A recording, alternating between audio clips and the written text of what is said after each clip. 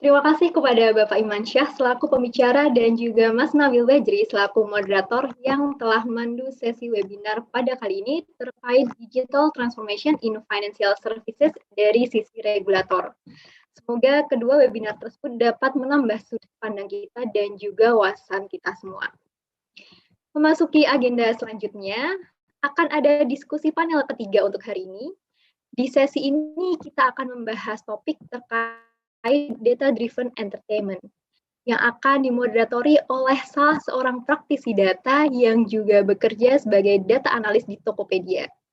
Dan diingatkan kembali kepada teman-teman yang ingin memberikan pertanyaan kepada pembicara, silakan saja dapat langsung mengakses link Slido kami yang sudah diberikan di kolom chat. Untuk selanjutnya langsung saja kepada Mbak Aulia Mutia selaku moderator kami persilahkan. Oke, sip. Thank you Mbak Laras untuk waktunya ya. Oke, bisa aku mulai. Selamat sore semua, Assalamualaikum. Perkenalkan nama saya Aulia Mutia. Hari ini saya akan menjadi host di sesi Data Driven Entertainment bersama speaker kita Bapak Kadek Dian Prihandana Jati dan juga Bapak Kristiono Setiadi. Halo Bapak, terima kasih atas waktunya. Dan selamat datang dan juga terima kasih sudah hadir di acara Data Science Weekend 2021 dengan tema Rebalancing the Power. Nah, acara ini diselenggarakan oleh Data Science Indonesia, yaitu komunitas data science terbesar di Indonesia. Di sini kita membuka diskusi dan perspektif baru mengenai dunia data saat ini dan data yang akan datang, untuk membuka wawasan kepada data dan tech talent mengenai tantangan yang akan dihadapi dan juga adaptasi yang harus dilakukan. Nah, apalagi di masa sesulit pandemi seperti ini. Jadi, penting bagi kita untuk melakukan rebalancing di masa pemulihan dengan menggunakan kekuatan pemanfaatan data. Dan juga terima kasih kepada Microsoft, Esri, Data Academy, Jabar Digital Service, dan juga IKRA yang telah menjadi sponsor untuk acara ini. Dan juga terima kasih kepada media partner kami, yaitu Deep Tech, Lokadata, dan juga community partner, AI for Impact, Vmagic, Jakarta Machine Learning, Arledis, Deep Tech, dan juga Data Science Center UI, serta para pengisi acara yang membantu mewujudkan acara ini. Nah, sebelum masuk ke diskusi nih, jangan lupa juga untuk follow Instagram Data Science Weekend atau DSW dan juga DSI, Data Science Indo. Oh iya, jangan lupa juga kita ada giveaway yang langsung aja kita buka Instastory Instagram Data Science Indo dan juga nanti akan ada hadiah sebesar 100.000 untuk 10 orang pemenang. Nah, sebelum kita mulai ngobrol-ngobrolnya nih, untuk pertanyaan bisa langsung klik ke link Slido yang ada di pin live chat YouTube ya. Nah, saya mau mengenalkan dulu nih speaker di sini. Dan juga terima kasih sekali untuk waktunya untuk bisa bergabung dalam acara sharing siang ini. Yang pertama adalah Bapak Kadek Dian Prihandana Jati yang merupakan Head of Data dari Video. Halo, halo Mas Dian. Halo Mbak. Halo, siang Mas. Dan juga ada Bapak Kristiono Setiadi, beliau merupakan CTO dari Vision Plus MNC Group Company. Halo Pak Kris. Halo, selamat siang. Halo siang. Apa kabar Pak? Ya, baik. Baik ya? Terima kasih. Oke, sip. Mungkin sebelum kita masuk ke obrolan siang ini nih, kita mau pemanasan dulu kali ya Pak. Jadi mungkin masing-masing dari Mas Dian dan juga Pak Kris bisa diceritain sedikit dulu nih, apa sih yang lagi dikerjain di masing-masing perusahaan. Oke, dari aku dulu ya berarti ya? Boleh. Oke, jadi selamat siang ke sore semuanya, para hadirin juga, dan sama Mas Kris juga, salam kenal, saya baru kenal juga. Mungkin intro sedikit kali ya tentang video, jadi semoga orang-orang udah tahu video ya, jadi video itu salah satu OTT asli dari Indonesia, yang sebenarnya kita di tahun kita founding dari tahun 2015 kalau nggak salah ya. Jadi saya juga tim yang dari 2015 juga sudah ada di video, dan saat ini memang video sedang growing banget. Kurang lebih dari kita di video itu ada Sports Hub, kita jadi Sports Hub yang terbesar di Indonesia sekarang. Terus kita juga ada video original series dan banyak hal lah yang kita lakukan di video gitu. Terutama juga ada live events.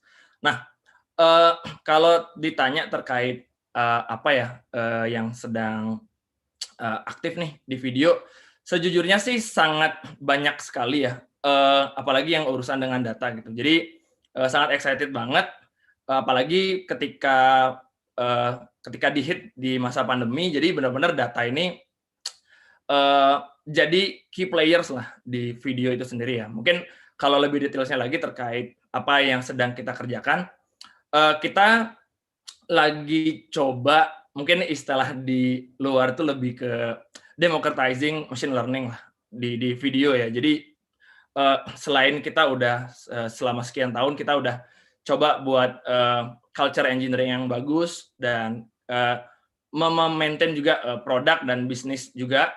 Jadi di tahun-tahun ini, apalagi tahun yang ya lumayan sulit ya mulai di zaman pandemi ini. Jadi kita benar-benar menggunakan data ini sebagai key player dan maksudnya democratizing the ML, machine learning itu adalah kita sedang dalam memasukkan semua hal terkait data, especially itu machine learning ke beberapa lini produk kita gitu. Jadi sudah banyak project yang kita tackle, jadi dari spam filtering itu bahkan udah dari dulu, terus recommendation system itu juga udah dari tahun 2016, tapi sekarang kita mulai ekspansi lagi dari teknologinya dan benar-benar cobain benar-benar modern teknologi juga lah gitu. Kita mulai adopsi dan mulai membentuk tim di situ, dan kita juga mulai forming beberapa tim yang lebih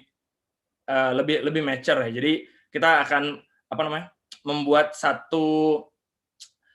beberapa tim yang terkait data science karena kita mulai mengarah ke situ, dan ya kurang lebih itu sih. Jadi democratizing machine learning di video, dan juga kita akan forming beberapa tim yang spesial di data science gitu. Oke, sip. Thank you Mas Bian.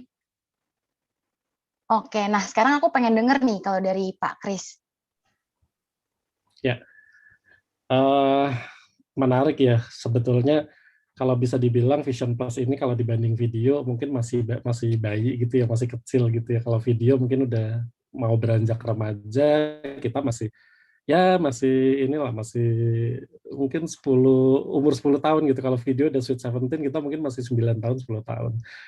Jadi mungkin kita untuk apa yang sedang dilakukan mungkin belum sebanyak video.com, tapi kita sudah mulai fokus ke beberapa segmen. Jadi Vision Plus ini kan bisa dibilang satu-satunya OTT MNC Group yang ada ya, dan sama seperti video.com kita juga produk lokal gitu, tapi walaupun lokal, embel-embel lokal, kita juga nggak mau kalah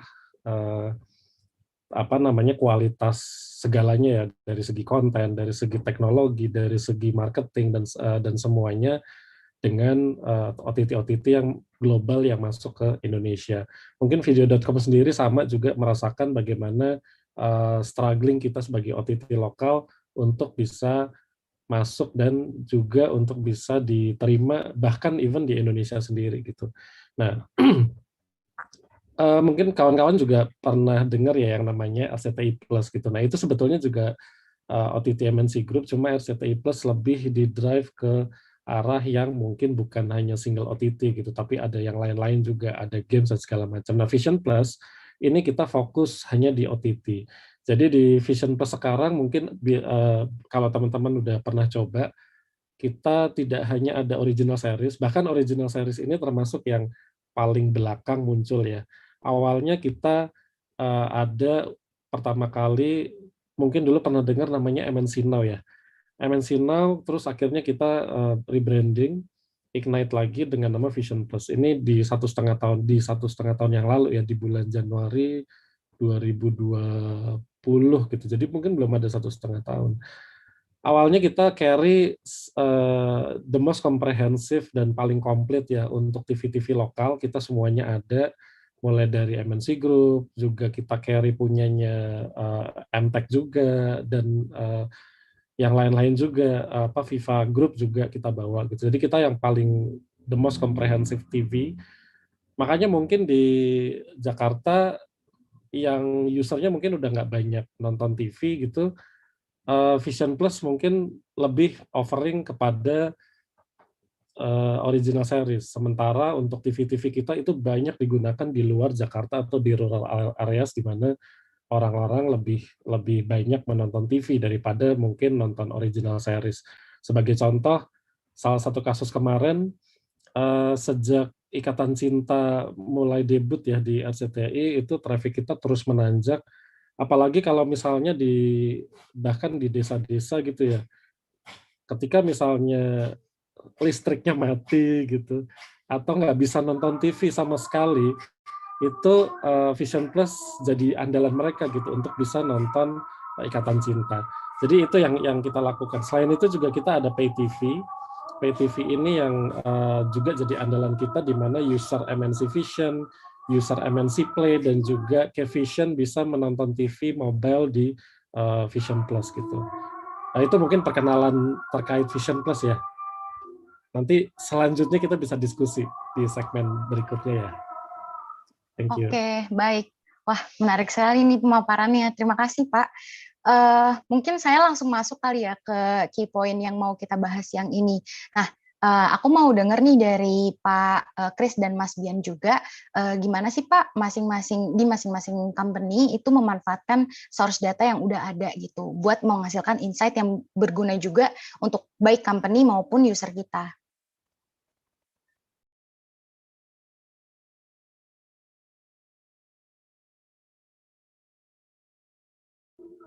Sorry, gimana Mbak? Ya, jadi untuk membuka sesi siang ini saya ingin bertanya nih Pak, gimana sih Pak di masing-masing company itu memanfaatkan data source yang udah ada buat menghasilkan insight yang berguna baik untuk company maupun buat user kita. Mungkin dimulai dari Mas Bian dulu ya. Oh, oke. Oke, jadi pertanyaan terkait gimana sih mungkin di video ya untuk menutilisasi itu data itu sendiri seperti apa gitu. Sebenarnya sih just like another industries ya. Mungkin nggak mungkin ini lebih generik dulu, nggak selalu di entertainment. Just like another industries, sebenarnya data itu kan ibaratnya matanya lah, mata dari company lah, atau mata dari semua orang di company untuk kita ngelihat sebenarnya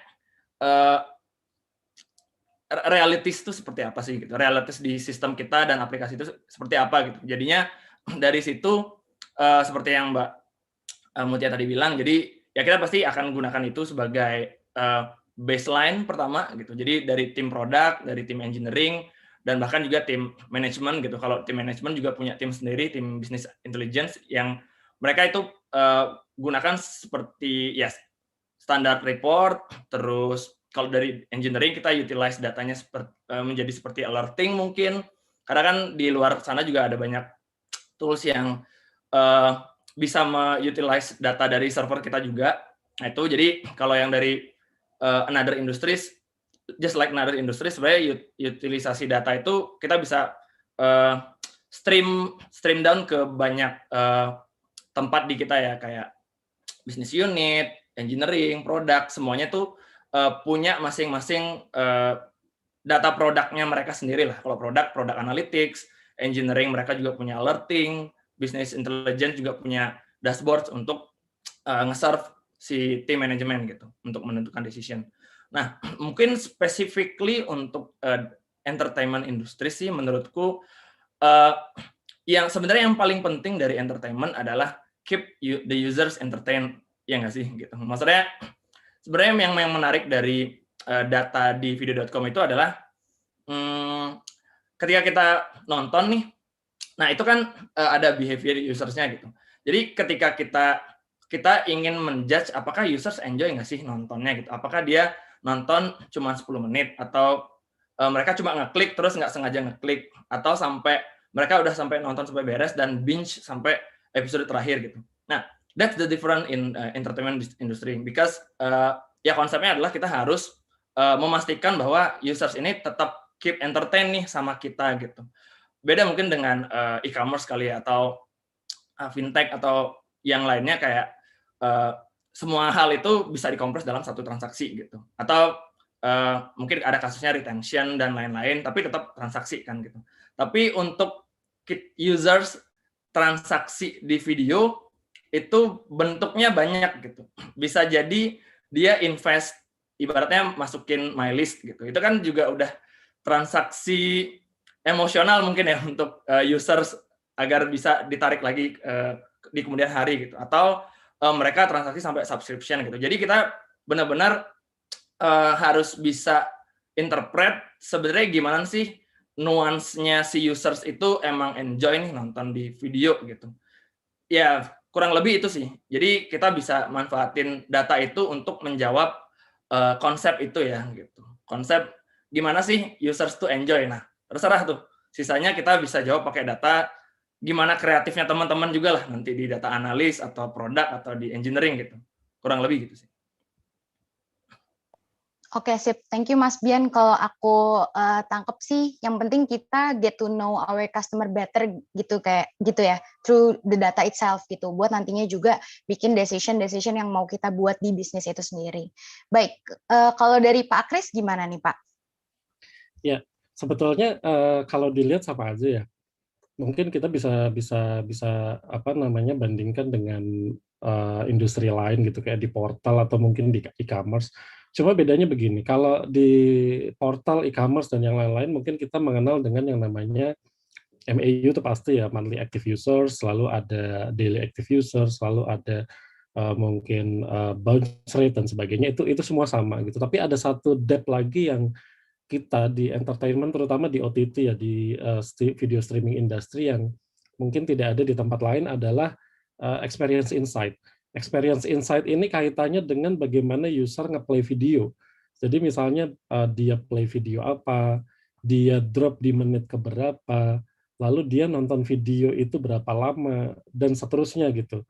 Nah, masuk ke dalam lagi, itu kita juga punya data dari sekian user yang mengakses Vision Plus contohnya ya, kita punya metrik yang disebut dengan video startup failure misalnya. Jadi dari 1000 user misalnya yang kita ambil sampling, berapa sih yang nge-play itu gagal? Gitu. Dari gagal itu katakanlah misalnya ada 20. Oke, berarti 20%. Ini 20% cukup besar nih. Nah, 20% ini gagalnya karena apa? Bisa jadi karena network-nya dia yang mungkin lambat, 3G gitu misalnya, atau 2G. Bisa juga karena mungkin salah satu konten kita yang nggak available, tadinya udah available, terus ternyata di take down oleh tim konten. Bisa juga karena CDN kita yang mungkin lagi bermasalah. Jadi banyak faktor yang bermain di sini. Nah, data-data ini yang sebetulnya very very rich dan kita butuh butuh analisa yang lebih dalam karena user ketika masuk ke Vision Plus, ini saya contohkan Vision Plus, user ketika masuk ke platform Vision Plus itu satu hal, kita itu dihitung sebagai MAU dan DAU, sebagai session time juga. Tapi belum tentu dia nge-play. Nah, ini jadi dua metrik yang berbeda, yang kalau interpretasinya salah ini bahaya nih. Jadi misalnya katakanlah yang masuk ke Vision Plus ini 1 juta orang misalnya. Tapi ternyata yang nge-play cuma 10.000 atau 100.000. Nah, ini yang bahaya. Ada apa dengan platform kita gitu ya? Itu pertanyaannya kayak gitulah. Jadi harapannya adalah dengan data ini kita bisa tahu berapa user yang drop, bagaimana user menikmati aplikasi Vision Plus gitu dengan angka-angka yang ada di database kita bisa interpretasi bagaimana sebetulnya user menginterpret aplikasi kita dan bagaimana sebetulnya mereka menggunakan aplikasi kita. Mungkin itu ya. Jadi bagaimana kita mengutilize data ini memang challenge tersendiri dan ini menurut saya sangat-sangat menarik sih. Begitu. Thank you. Oke, sip. Thank you penjelasannya Pak Kris. Wah, jadi gini nih Pak, kalau yang saya tangkap kan berarti yang namanya entertainment company ini kita benar-benar engage langsung gitu ya sama customer kita, yaitu user kita. Dimana kita tahu sekarang apalagi masa pandemi juga bahwa human behavior itu sangat dinamis gitu Pak. Nah biasanya tuh challenge-nya apa sih Pak yang dihadapi dalam mengutilize data itu sendiri? Mungkin dari Mas Bian boleh ya? Okay. Oh, Mas Bian dulu boleh. Oke. Sebenarnya mungkin sebenarnya pengen nambahin juga dari yang tadi ya. Mungkin balik lagi ke sekarang pertanyaannya adalah challenge ya. Challenge di kita nge-utilize data itu. Nah, mirip sih sama yang tadi Mas Kris bilang. Mungkin share dikit kali yang biar menarik banget sebenarnya pengalamannya di video ya. Jadi bahkan ya yang tadi Mas Kris bilang tuh startup fail dan lain-lain, bahkan di video sendiri ya, kan kita ada video original series tuh ceritanya, dan pernah kita punya kejadian itu hanya terjadi salah load subtitle file gitu. Itu bisa membuat crash experience-nya gitu. Itu salah satu challenge yang benar-benar mungkin dari tahun 2015 ketika saya sempat join video waktu itu sebagai engineering dan jadi data engineering, kayak bisa nggak ya kita quote unquote predicting the future gitu. Maksudnya apa sih yang akan terjadi di bagian server, apa kan yang akan terjadi di bagian client atau di bagian user itu sendiri gitu. Bisa nggak sih kita punya kontrol terhadap itu gitu. Nah, itu juga salah satu challenge yang mungkin kalau di bagian engineering-nya ya, operation dan experience tadi. Nah, yang kedua mungkin yang tadi digaungkan bareng teman-teman DSI juga lebih ke pandemic gitu. Kalau kita juga baca-baca referensi literatur terkait data juga, memang secara general challenge di data adalah shifting sih gitu. Jadi misal katakan kita punya teknik A/B test, terus teknik yang lain lah, kita bisa menjustify sesuatu gitu dari pola-pola dan lain-lain gitu. Nah, ketika itu shifting gitu, semua belief kita sebelumnya itu sudah tidak relevan lagi lah gitu. Apalagi pandemi ya gitu. Itu benar-benar nggak cuman di structure di data doang nih, nggak cuman belief di data doang nih yang berubah, tapi banyak hal lah gitu. Jadi menurut ketika di 2020 awal itu kita udah WFO, itu challenging banget ketika masa pandemi, dari gimana kita nentuin konten berikutnya, gimana kita komunikasi bareng teman-teman, karena data itu kan benar-benar butuh banget yang namanya komunikasi ya. Jadi nggak bisa tuh ada namanya analis atau data scientist atau gimana tuh kayak di pojok ruangan aja diem setahun 2 tahun baru ngerilis tuh nggak bisa gitu, itu konyol. Jadi emang benar-benar komunikasi benar-benar harus di over communicate gitu. Bahkan sekarang kita tuh benar-benar over communicate, kita sampai bikin data newsletter lah. Jadi benar-benar kita harus spread our knowledge ya gitu ke company, bahkan ke user juga gitu, kurang lebih. Nah, itu sih challenge yang sangat terasa di video, dan ya beberapa detailsnya tadi juga saya sudah sampaikan. Kurang lebih kayak gitu. Oke, sip. Thank you Mas Dian. Nah, aku mau denger nih sekarang dari Pak Kris gimana? Ya, sebetulnya mungkin sama ya kayak video, kita ngerasain hal yang sama. Pada saat pandemi ini kayak blessing in disguise, di mana matrix itu semuanya naik gitu.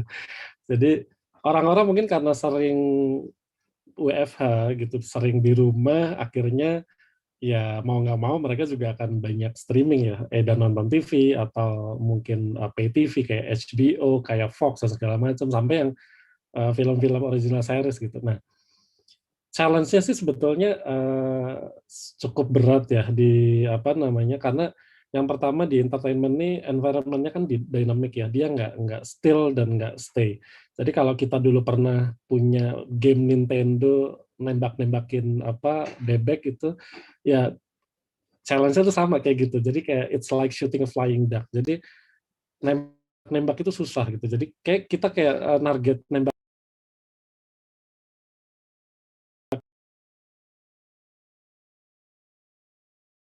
sehingga tembakan kita itu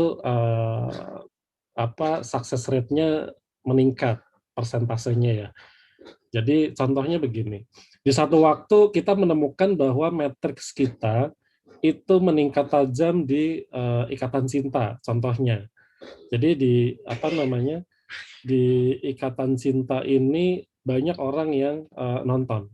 Nah, datanya sudah kita gather, terus kita pengen tahu nih sebetulnya segmennya siapa sih yang suka ikatan cinta, apakah mungkin ibu-ibu, anak muda, atau mungkin mereka yang lagi jatuh cinta, atau siapa gitu. Nah, Belum kita selesai menganalisa itu sudah muncul lagi yang lain gitu. Contohnya di Antv ada India paling banyak di Antv yang penontonnya.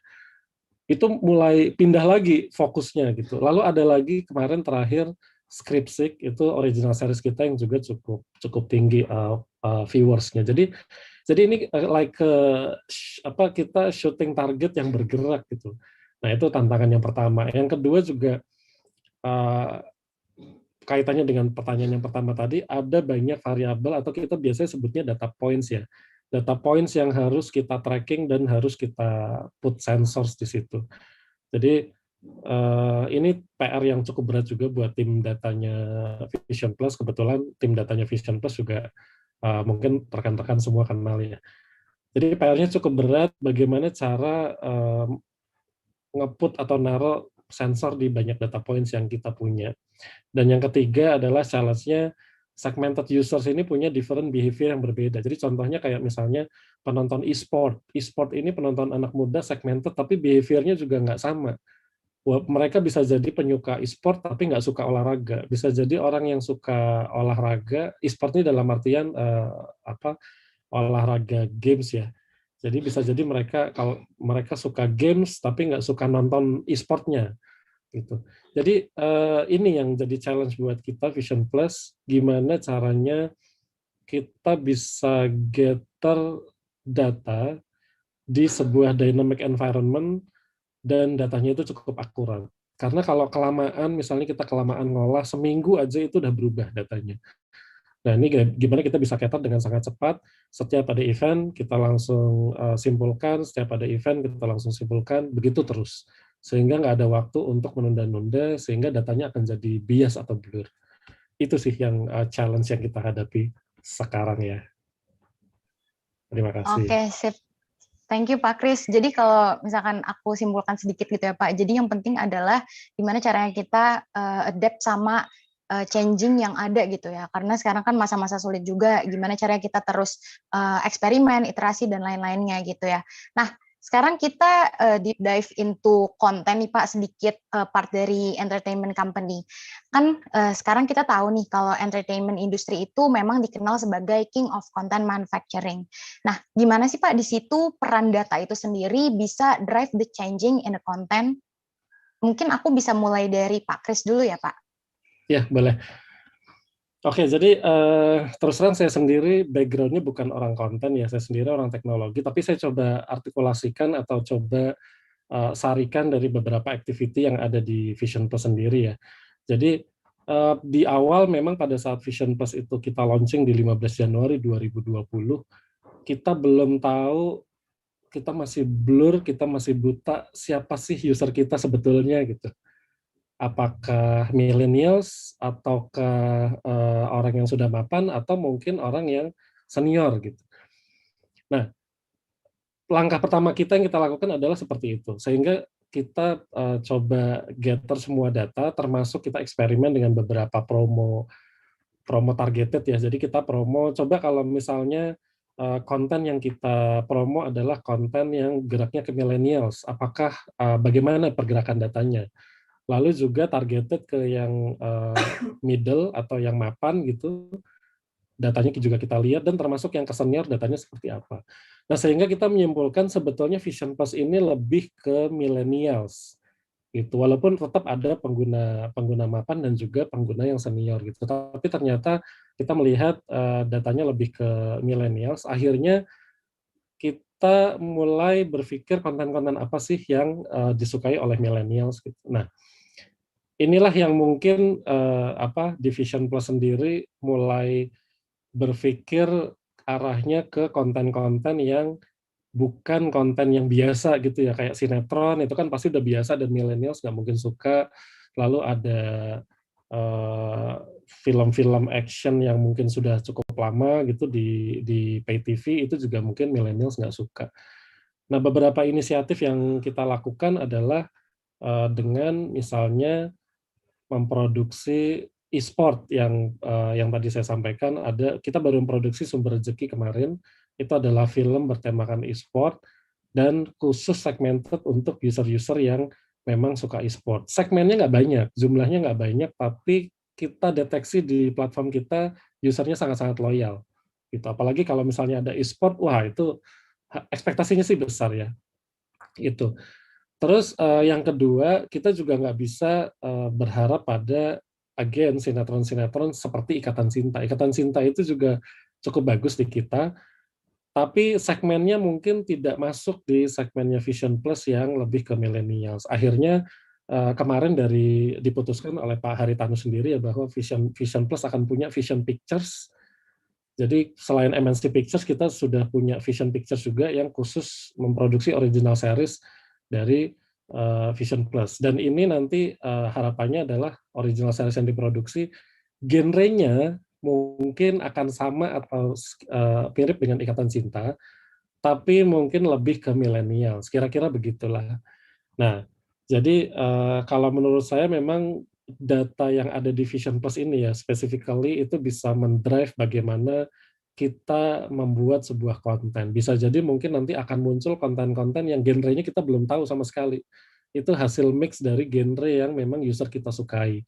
Jadi bisa jadi ada action sport gitu sebagai sebagai perpaduan antara action dan e-sport, atau mungkin romantic sport gitu, kita nggak pernah tahu itu akan seperti apa. Itu akan sesuai dengan data yang kita punya. Kira-kira begitu. Oke, sip. Thank you. Kalau dari Mas Bian gimana nih, Mas? Ya, itu menarik banget sih, kata cinta viral banget. Mungkin kita sebenarnya di dunia OTT sendiri kita juga kayak emang punya ini kali ya, kayak dibilang kalau ada kiblat, pasti kayaknya kiblatnya Netflix kali ya, kayak emang untuk yang OTT yang fokus ke movies gitu. Tapi mungkin kalau dari saya sih mungkin cerita terkait Netflix dulu sebentar. Jadi dulu pernah kita ya baca beberapa referensi dari Netflix juga, dan pernah juga sempat ngobrol sharing gitu dengan orang sana. Dan memang apa yang mereka lakukan memang itu investment yang gila-gilaan lah untuk di konten ya. Maksudnya sesuai dengan data driven entertainment ini, definisi dari data driven mereka memang sangat menurut saya sih sangat gila ya. Maksudnya benar-benar sebuah konten itu benar-benar diproduksi dengan menggunakan data gitu, dan benar-benar mengedepankan itu gitu. Tapi kalau kita balik lagi nih ya, maksudnya mungkin itu kiblat gitu, dan sebenarnya kita nggak usah maksain lah gitu sampai seperti itu. Tapi kalau dari video sendiri sih, mungkin aku ada beberapa level lah. Jadi level yang pertama tuh simply data bisa digunakan sebagai evaluator lah ya gitu, kayak is it works gitu, atau nggak works, ya udah gitu, kita ganti gitu. Jadi apa yang kita ganti ya itu kita juga discuss gitu sama manajemen kan. Itu pertama gitu. Contohnya kalau di pandemik ini yang sangat tidak kita expect adalah TVRI sih. Jadi TVRI itu sangat tinggi ketika Menteri Pendidikan suggest untuk nonton education channels gitulah di TVRI. Dan itu benar-benar growth-nya gila banget sih kalau menurutku ya. Itu nggak pernah terjadi dalam, ya bahkan setahun ke belakang tuh nggak akan pernah terjadi lah bahkan di channel itu ya, di TVRI itu jarang terjadi gitu. Itu pertama, jadi simply evaluating lah. Data itu benar-benar second opinion lah gitu, biar nggak orang-orang penting doang yang punya decision gitu. Nah, terus yang kedua lebih ke looking for the similarities sih. Jadi mungkin mirip kayak tadi yang Mas Kris bilang, data kan variannya banyak, features-nya banyak. Jadi kita bisa slice and dice mungkin dari kategorinya, terus genre kan banyak kayak slapstick humor, romance, komedi, ya itu semua lah itu digabung. Mungkin itu kita bisa bikin formula dari situ. Dan bahkan itu baru dari konten ya, karena kan kita juga ngerjain recommendation system, itu kalau menurut kita kan itu baru content based recommendation gitu. Tapi kalau di users kan itu juga ada, kita bisa hack gitu. Maksudnya orang certain cluster ini suka nonton sesuatu nih yang didetermine sama algoritmnya gitu. Nah, itu kita bisa hack gunakan segmen dari users itu buat jadi justifikasi juga gitu. Ini kita bisa validate ini dan ini datanya growth nih kalau dari segmen yang ini ya. Mungkin bisa jadi konsiderasi untuk manajemen gitu. Another example juga kalau di pandemic ini kemarin kita lihat ada growth di kids juga sih, kids content gitu. Jadi kan mungkin make sense kali ya kayak anak-anak juga WFH gitu kan ya. Jadi benar-benar semua level audience itu di-convert lah gitu jadi online users. Dan yang terakhir sih sebenarnya mungkin nih lebih advance lagi kayak seeing the trends sih gitu. Mungkin yang pertama evaluating, yang kedua kita looking for similarities gitu. Dan yang ketiga sebenarnya kita bisa juga looking for the trends gitu. Jadi salah satu example yang simple aja gitu kayak kemarin lah minggu lalu gitu Dewa Kipas gitu kayak kalau teman-teman perhatiin ya maksudnya mungkin kita nggak punya data internalnya gitu. Kalau di video dicari chess juga mungkin nggak ada gitu atau mungkin ada beritanya tapi nggak ada yang benar-benar dari kita gitu. Tapi kalau saya perhatikan gitu ngeliat di forum-forum Reddit dan lain-lain di YouTube juga sebenarnya kalau kita lihat tuh match-nya si Dewa Kipas kemarin itu belum nyampe seminggu tuh udah 10 juta viewers gitu. Bahkan waktu live streaming-nya juga udah sampai sejutaan. Dari situ kan datanya publik ya. Dan kalau dibandingin nih sama pertandingannya Magnus Carlsen itu top 1 world untuk chess versus sama Nakamura siapa gitu namanya someone itu top 10 juga itu 8 juta kayaknya udah 2 tahunan gitu. Itu 8 juta views. I mean ini juga bisa jadi salah satu konsiderasi gitu. Apakah mungkin video sebagai e-hub sports yang lumayan gede di Indonesia gitu kan kayak ada Liga 1, ada BWF, ada bulu tangkis, ada volley dan lain-lain, bahkan Asian Games juga kita sempat cover waktu itu. Tidak menutup kemungkinan ya mungkin ya chess juga bisa datang di video gitu. Ya kita nggak pernah tahu. Jadi itu sih mungkin konsepnya ya. Jadi 3 itu sih kalau menurutku. Oke, sip. Wah, seru banget ya. Banyak sekali ini yang memang dipertimbangkan juga buat ke depannya. Nah, sekarang sedikit nih Pak, dari masing-masing baik Mas Bian maupun Pak Kris. Harapannya apa sih Pak buat tren entertainment industry ke depannya gitu? Atau kira-kira akan seperti apa sih Pak tren entertainment industry ke depannya? Mungkin dimulai dari Pak Kris dulu, silakan. Iya. Kalau ditanya entertainment industry ke depan gimana sih? Saya sendiri juga nggak tahu ya. Artinya, again saya bukan orang entertainment yang bukan berangkat dari sebagai orang entertainment dan bukan entertainer juga. Tapi kalau dilihat dari data-data yang kita miliki, sebetulnya entertainment itu ke depannya mungkin akan, ini personal opinion ya, ke depannya mungkin akan immerse ya. Artinya immerse itu tidak hanya, sekarang kan entertainment ini banyak ya, nonton video, mungkin juga playing games, atau mungkin juga yang lain lah gitu. Nah, masing-masing ini kan punya platform sendiri-sendiri. Nah, saya melihat entertainment ini dengan data-data yang ada, bisa jadi tidak lagi tersegmentasi atau bisa jadi tidak lagi satuan-satuan gitu, tapi akan bentuknya mungkin nanti ke depan akan emerge.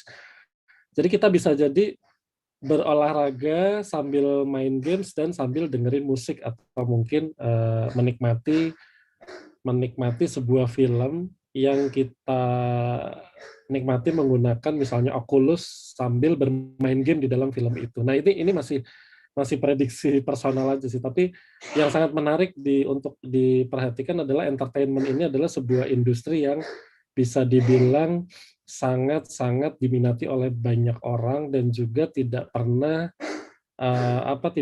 surut ya. Artinya entertainment ini semua orang butuh gitu. Jadi kalau misalnya di kita dikenal ada sandang, pangan, papan gitu, mungkin yang keempat entertainment ya. Di mana orang-orang yang tidak menikmati entertainment itu akan jatuhnya jadi stres, mungkin sakit, malah membahayakan dirinya sendiri. Jadi kalau ditanya entertainment ini ke depan seperti apa sih? Jujur saya sendiri belum tahu seperti apa, tapi saya punya personal prediction nanti nggak semua, mostly entertainment mungkin akan emerge ke dalam satu bentuk yang kita sendiri belum tahu akan seperti apa. Itu, Mbak. Oke, sip. Kalau dari Mas Bian gimana nih, Mas? Sorry, tadi berarti pertanyaannya terkait harapan gitu ya di industri entertainment sendiri. Bener kan ya? Sorry. Ya, harapan ke depannya dan juga tren di dunia entertainment tuh kira-kira akan seperti apa sih gitu? Oke, jadi kalau terkait harapannya, mungkin nih saya orang yang suka apa namanya, ya suka berangan-angan juga lah gitu. Jadi sebenarnya berangan-angan, tapi juga kita balik ke realitis ya gitu.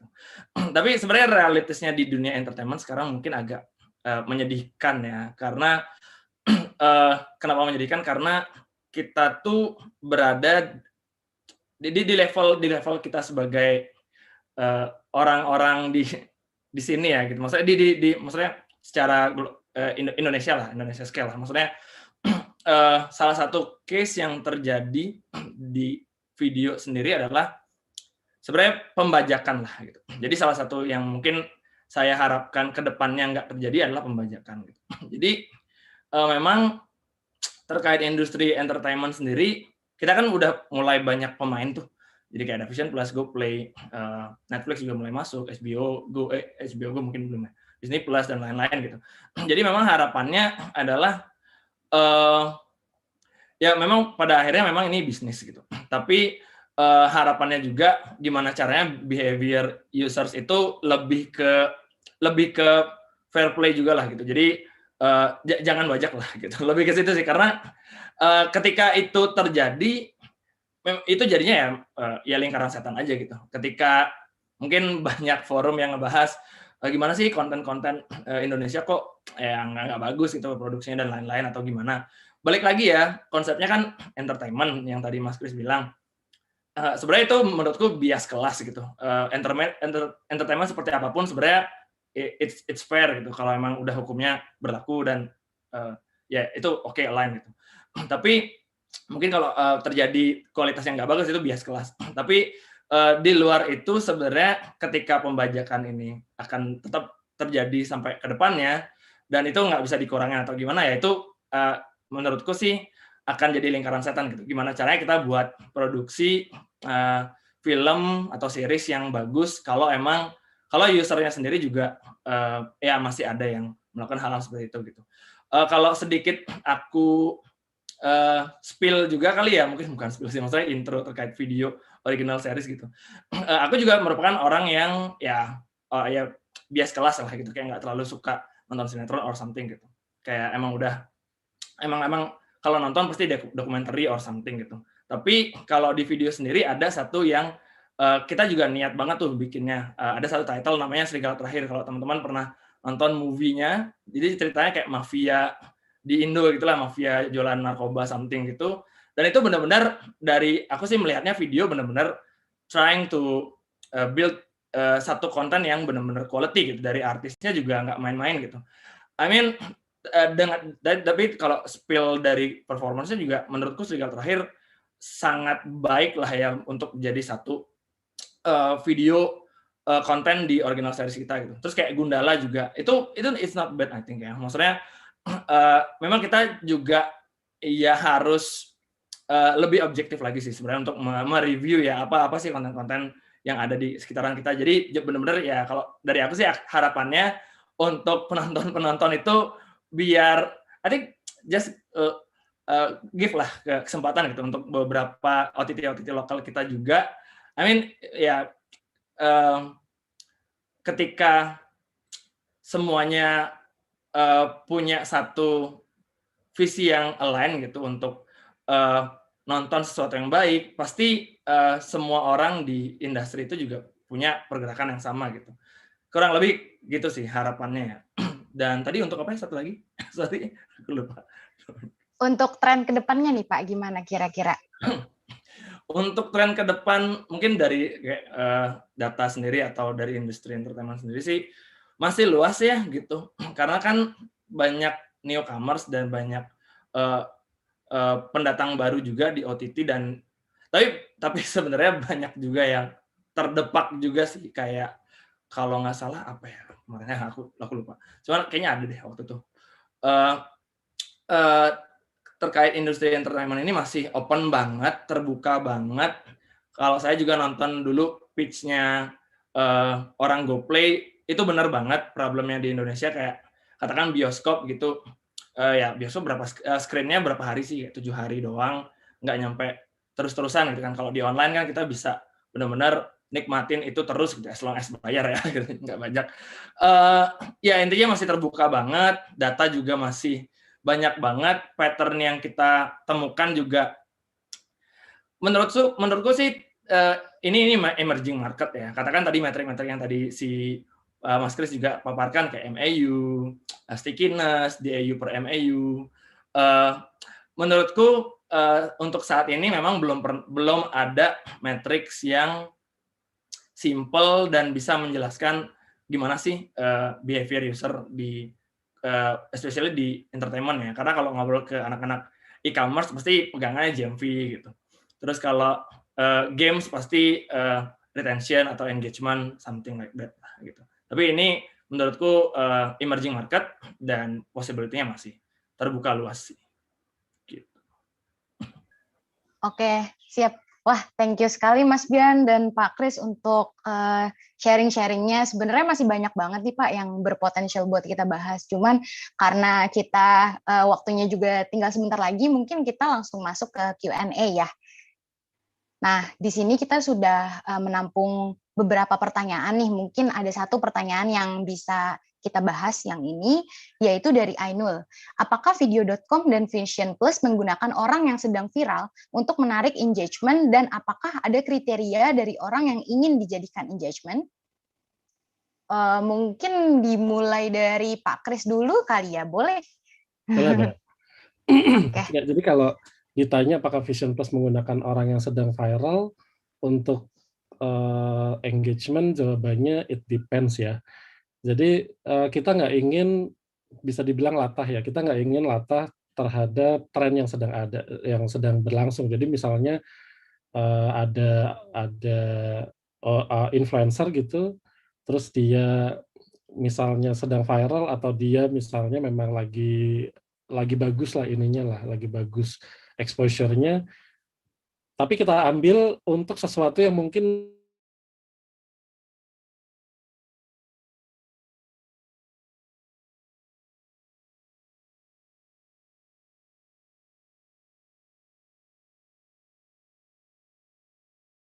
tapi kita ambil dia untuk misalnya promosi konten-konten atau film-film yang nggak ada hubungannya sama traveling, mungkin lebih kepada percintaan atau romantisme atau yang lain gitu. Nah ini menurut saya agak kurang bagus ya. Jadi yang kita lakukan adalah tergantung, kalau memang kebetulan apa yang ingin kita promote itu ada kaitannya dengan si influencer, kita akan lakukan. Tapi kalau enggak, kita akan cari cara yang lebih baik, karena audiens kita belum tentu terdrive oleh si influencer ini atau terdrive oleh orang-orang yang viral ini. Jadi setiap campaign kan pasti kita akan ukur ya, setiap campaign diukur, setiap apa yang kita lakukan di televisi, baik itu di sosmed dan segala macam, kita akan lihat efektivitasnya. Ternyata hasilnya mengejutkan. Nggak semua campaign yang kita lakukan bersama dengan influencer atau orang yang sedang viral itu matriksnya selalu lebih bagus dibanding dengan yang mungkin saat itu sedang tidak populer gitu ya. Jadi tergantung audiensnya itu siapa. Itu sih kalau dari Vision Plus. Wah, oke, sip. Thank you Pak Kris. Kalau dari Mas Bian gimana nih Mas? Kalau di video sih ya itu salah satu strategi ya mungkin ya. Salah satu strategi. Kalau dibilangnya apakah milih orang, berarti kan itu kalau di data ya itu posisinya udah di audience lah, audience segmentation, atau lebih ke konten tapi kontennya dipengaruhi oleh artisnya gitu. Ada yang seperti itu.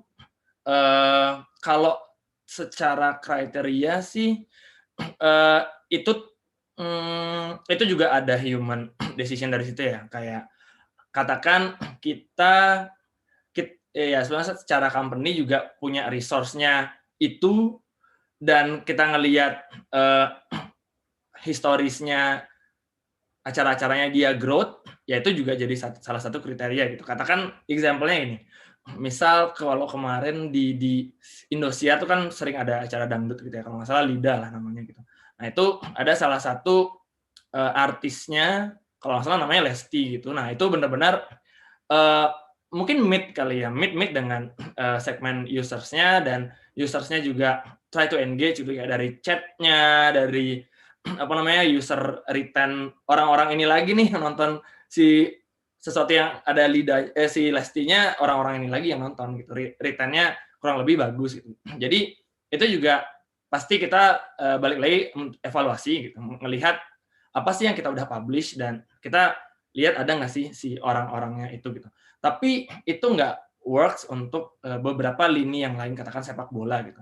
Misal sepak bola ada siapa nih yang Bambang Pamungkas misal gitu, kayak terkenal banget, tapi kan nggak mungkin kita buat Bambang Pamungkas jadi pemain sinetron atau gimana, itu kayak agak nggak, maksudnya ya I think ya kita juga harus punya ini ya, maksudnya ya gut feeling juga masih tetap ini, dan ya tetap harus works juga, dan kita lihat nih alignment-nya gimana. Dan mungkin sedikit insight juga, kalau di video selain orang itu juga jadi key player, makanya kita juga itu berusaha distribute ke beberapa tempat juga kayak Instagram atau TikTok gitu. Itu juga jadi sarana marketing juga sih sebenarnya. Makanya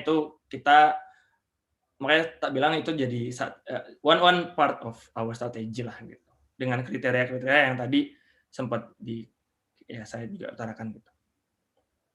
I see, sip. Jadi masing-masing industri pun punya strateginya masing-masing ya buat nge-overcome hal itu sendiri gitu. Oke deh, baik. Thank you banget nih buat Mas Bian dan Pak Kris buat sharingnya siang ini. Mungkin memang masih banyak ya Pak yang bisa kita diskusikan gitu. Namun karena siang ini juga ada keterbatasan waktu, jadi mungkin cukup sampai sini saja Pak sharing sessionnya. Namun kita di sini terbuka banget buat sharing-sharing yang nanti mau dilakukan lagi gitu ya Pak. Oke, sebelumnya mungkin kita masuk ke sharing, Pak, ke foto session ya. Oke, di sini sudah ada Mas Alam dan Mas Nabil ya yang akan menjadi video.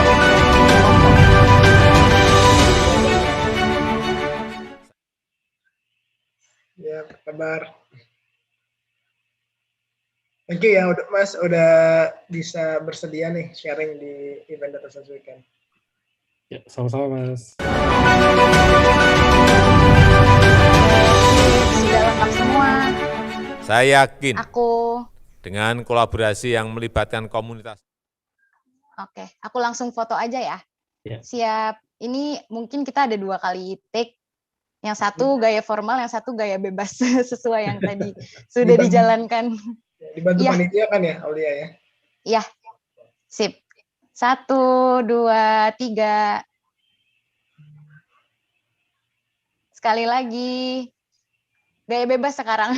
Bebas mau ngapain aja. Gaya bebasnya gimana nih? Gini katanya. Oke, gini ya. Sip. Mas. 1, 2, 3. Oke. Siap, terima kasih Mas Bian dan Pak Kris untuk waktunya sharing. Terima kasih ya, Mas Bian, thank you so much. Terima kasih banyak.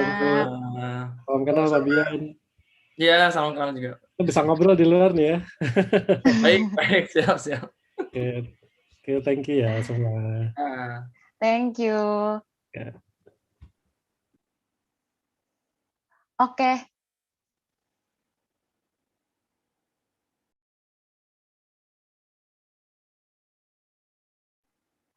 Oke, sip. Untuk mengakhiri acara siang ini, terima kasih banyak untuk Bapak Kadek Dian Prihandana Jati dan juga Pak Kristiono Setiadi ngobrol-ngobrolnya.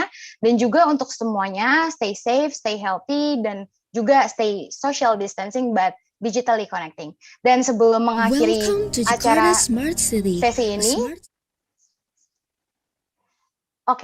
jadi saya mau ingetin dulu nih, Data Science Weekend 2021 pada tanggal 26 sampai 28 Maret 2021 diramaikan oleh lebih dari 30 orang ahli di bidang bisnis, data, teknologi, riset, dan juga policy. Dan jangan lupa juga follow Instagram Data Science Weekend dan juga Data Science Indo untuk mendapatkan info, tips, dan program-program lain di EDSI. Dan ingat juga nih, tema kita rebalancing the power. Jadi tetap semangat walaupun masih di masa pandemi seperti ini, sabar semangat dari rumah, dan juga saya Aulia Mutia izin undur diri. Terima kasih, selamat siang. Wassalamualaikum warahmatullahi wabarakatuh.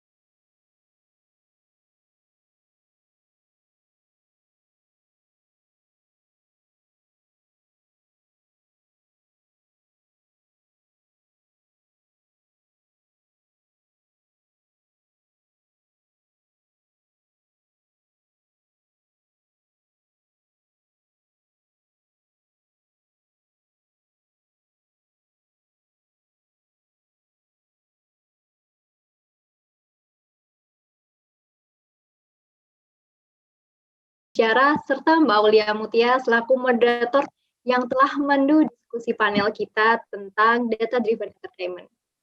Karena waktu telah menunjukkan pukul 12:30 lebih, sekarang saatnya kita istirahat sejenak dan kita tentunya akan kembali lagi menemani teman-teman semua di jam 1 siang dengan topik yang tentunya nggak kalah menarik dari sebelumnya.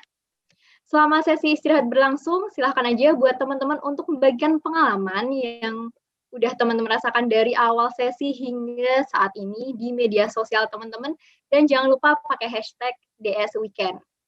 Kami juga minta kepada teman-teman untuk bisa mengisi form feedback yang telah dikirimkan melalui kolom chat. Acara Data Science Weekend tentunya tidak akan terselenggara tanpa dukungan berbagai pihak. Terima kasih kepada Microsoft, Esri Jabar Digital Service, IKRA, dan Data Academy yang telah mensponsori acara ini. Terima kasih juga kepada media partner kami, Deeptech dan Lokadata, serta community partner AI for Impact, Female Geek, Jakarta Machine Learning, Arledis, dan juga Data Science Center Universitas Indonesia. Selamat beristirahat sejenak dan sampai jumpa lagi nanti pukul 1 siang. Terima kasih.